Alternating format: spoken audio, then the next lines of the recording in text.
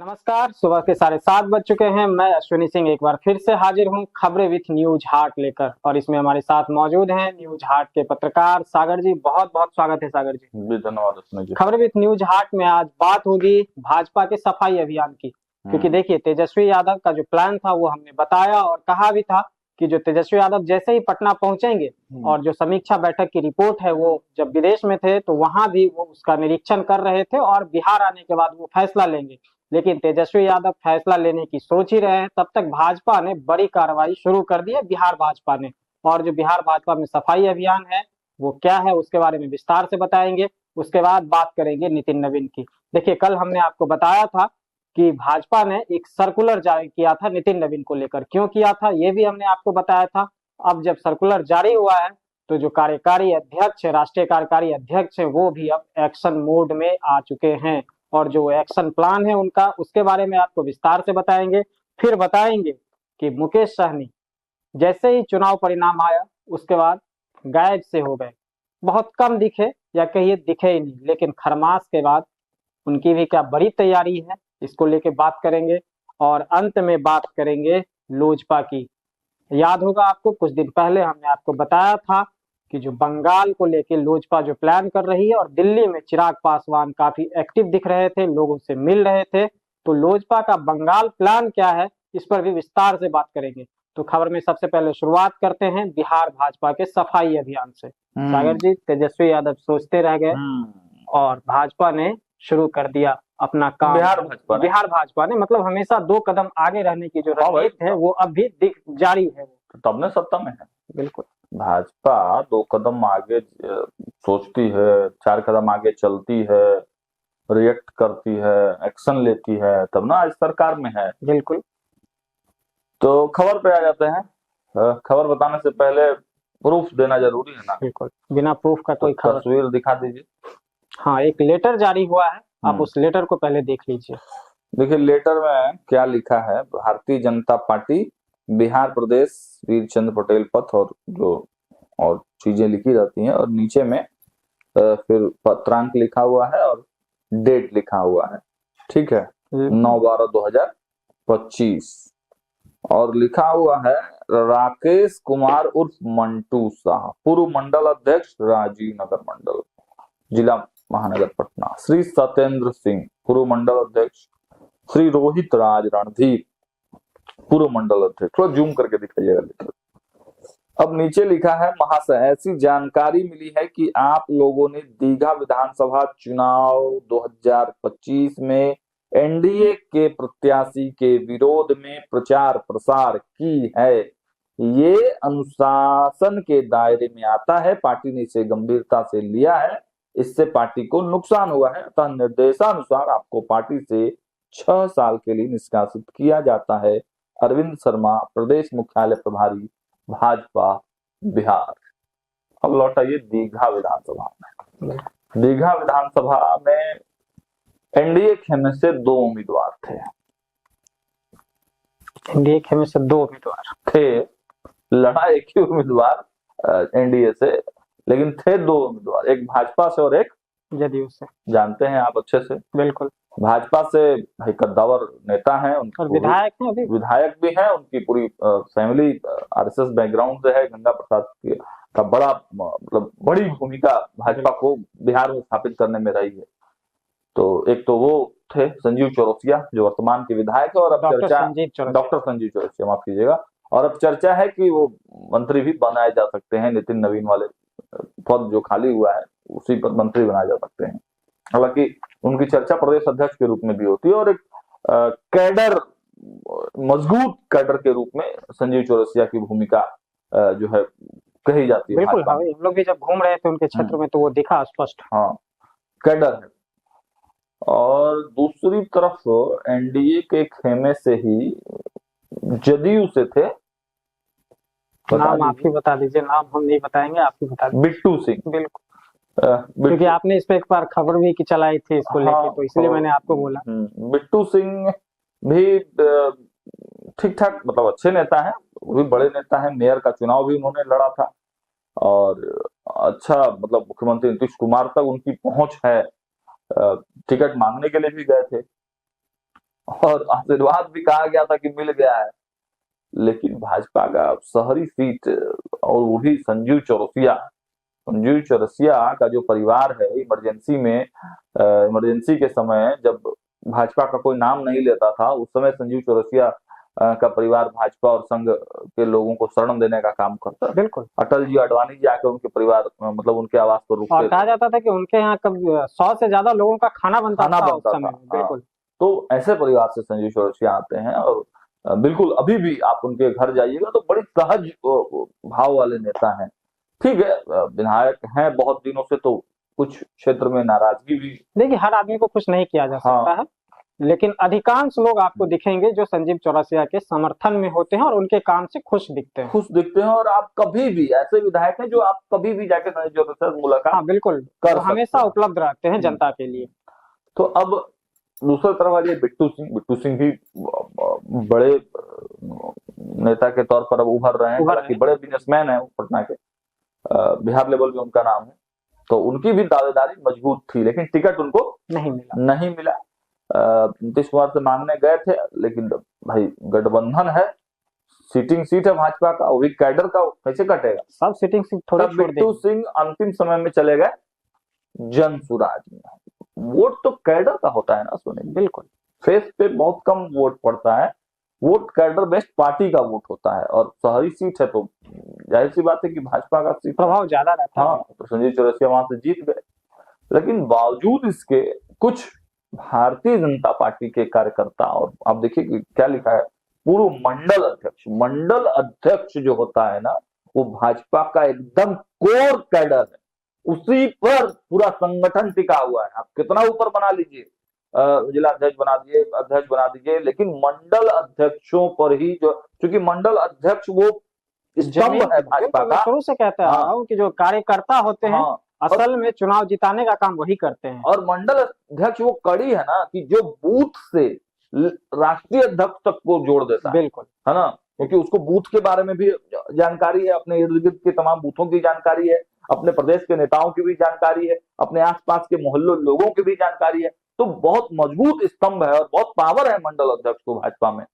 दूसरे आप अन्य दलों में उतना प्रखंड अध्यक्षों को वैल्यू नहीं है, लेकिन यहाँ प्रखंड अध्यक्ष को मंडल अध्यक्ष बोलते हैं।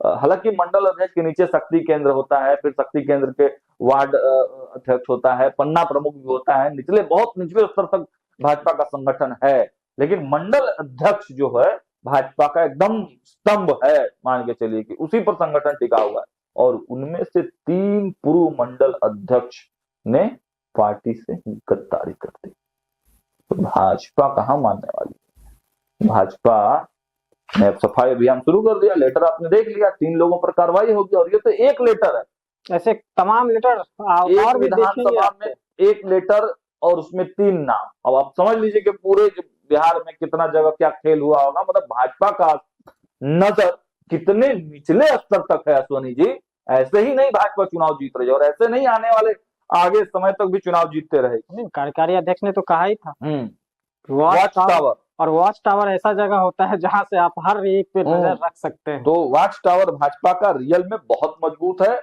और देखिए उसी का आप देख रहे हैं साफ साफ असर कि अब इन लोगों पर कार्रवाई की गई है, 6 साल के लिए निष्कासित किया गया है, आगे भी इसी तरह की कार्रवाई आप सोनी जी देखने को मिलेगी। अब आगे बढ़ते हैं, बात कर लेते हैं थोड़ा राष्ट्रीय कार्यकारी अध्यक्ष नितिन नवीन की। कल हमने दिखाया था कि एक सर्कुलर भाजपा ने जारी किया, क्यों किया इस पर विस्तार से हमने बात की थी। अब नितिन नवीन का भी एक्शन शुरू होने वाला है। क्या है वो एक्शन प्लान?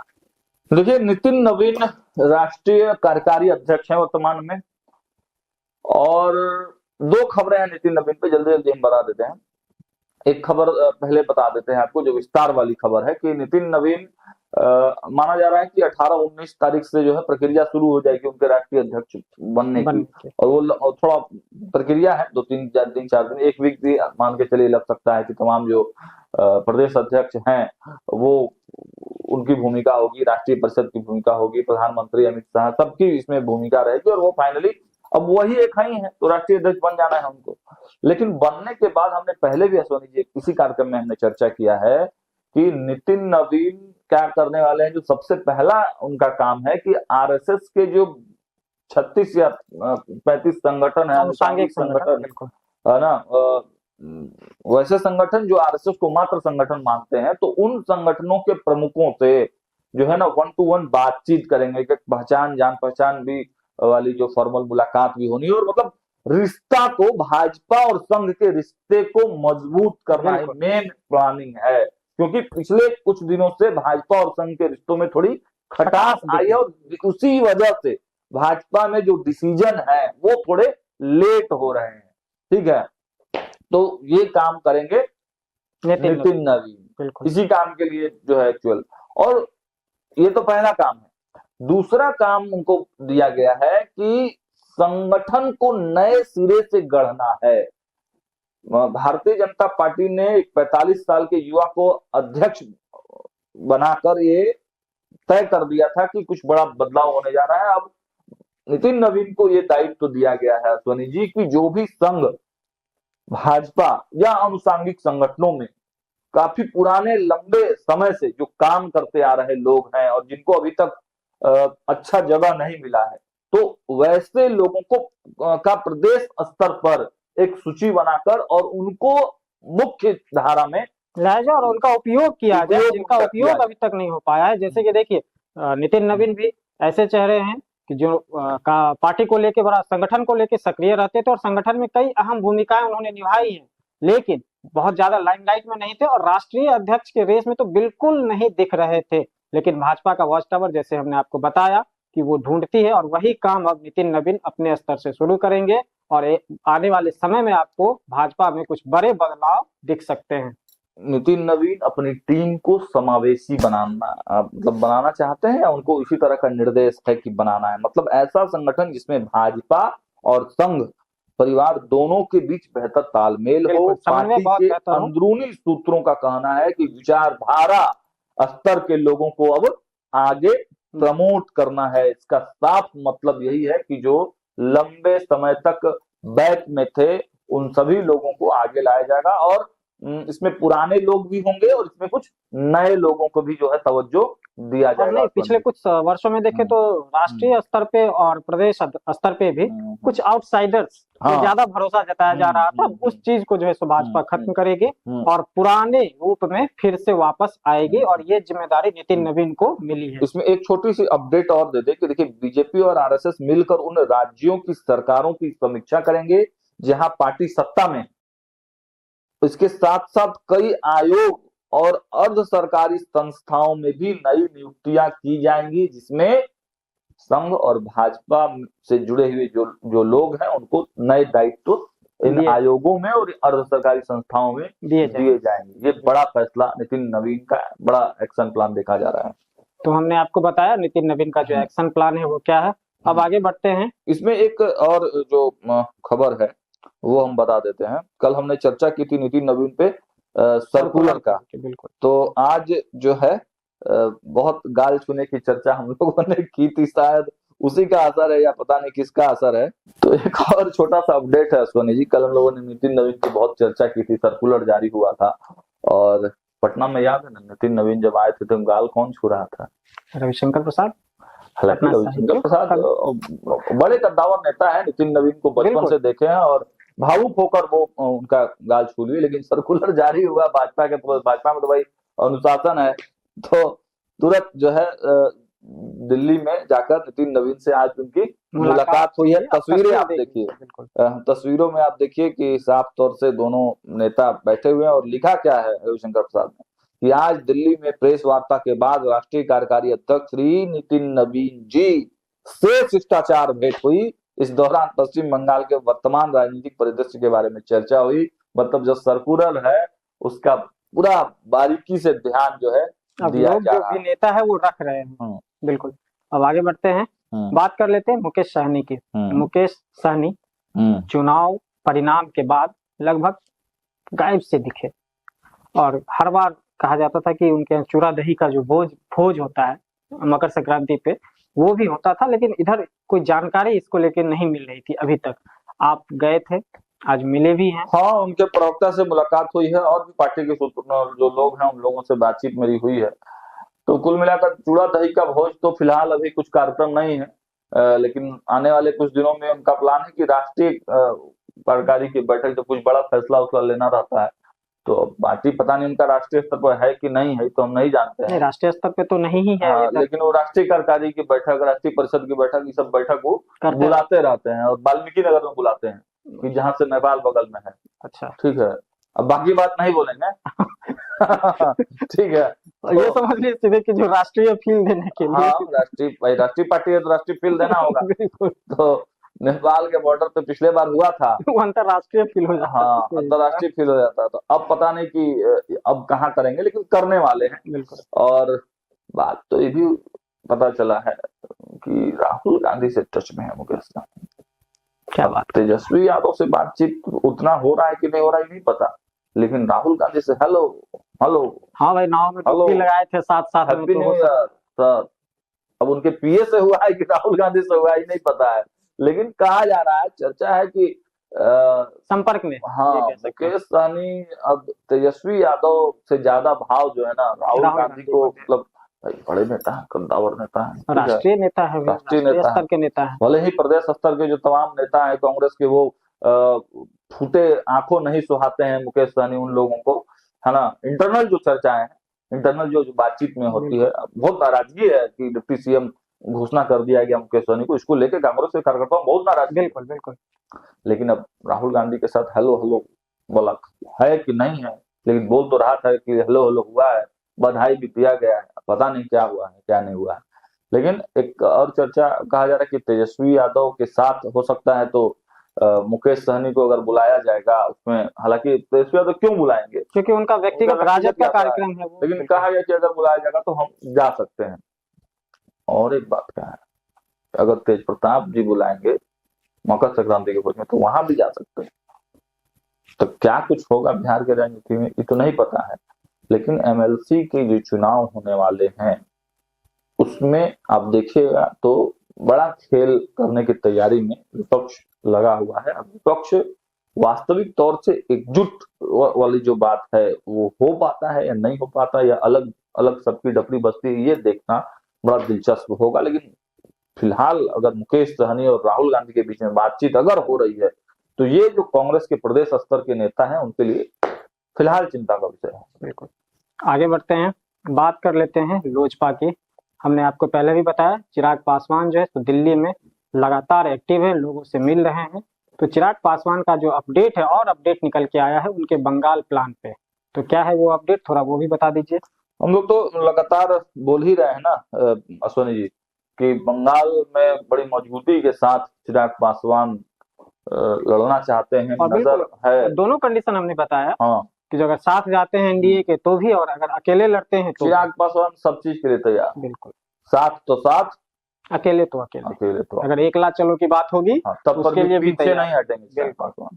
सारा रणनीति हम लोग ने इस कार्यक्रम में पहले बता दिया, पहले के कार्यक्रमों में रिपीट नहीं करेंगे। नहीं, बिल्कुल। लेकिन आज जो अपडेट है कि जो चिराग पासवान के पार्टी के सांसद भी हैं और बंगाल के प्रभारी खगड़िया से सांसद राजेश वर्मा आज 3 दिवसीय कार्यक्रम हेतु पहुंच गए बंगाल, कोलकाता पहुंच गए, और आज वहां पर उनके कार्यकर्ताओं से मुलाकात हुई। बाकी 2 दिन और रहेंगे। अब देखिए कि बंगाल में कैसा माहौल अभी चल रहा है, भाजपा और टीएमसी के बीच में पूरा एकदम भयंकर विवाद है।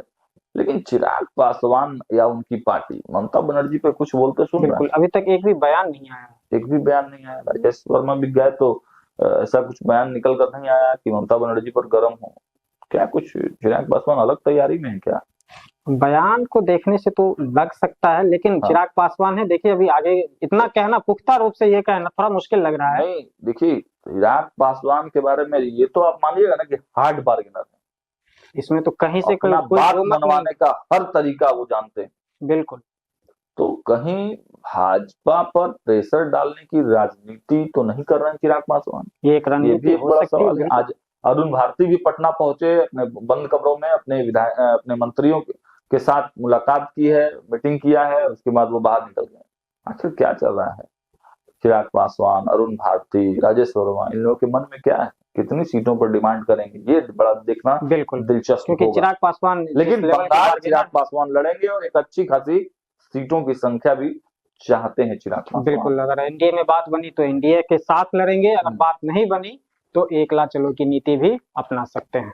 तो आपने जाना बिहार भाजपा ने जो सफाई अभियान चलाया उसके बारे में हमने आपको बताया, फिर नितिन नवीन का जो एक्शन प्लान था उसके बारे में हमने आपको बताया, फिर आपको बताया हमने मुकेश सहनी के बारे में। मुकेश सहनी की क्या रणनीति होगी आगे वो तो जल्द दिखेगी आपको, और फिर चिराग पासवान का जो बंगाल प्लान है इस पर भी हमने विस्तार से बात की और जो अपडेट था वो आपको दिया।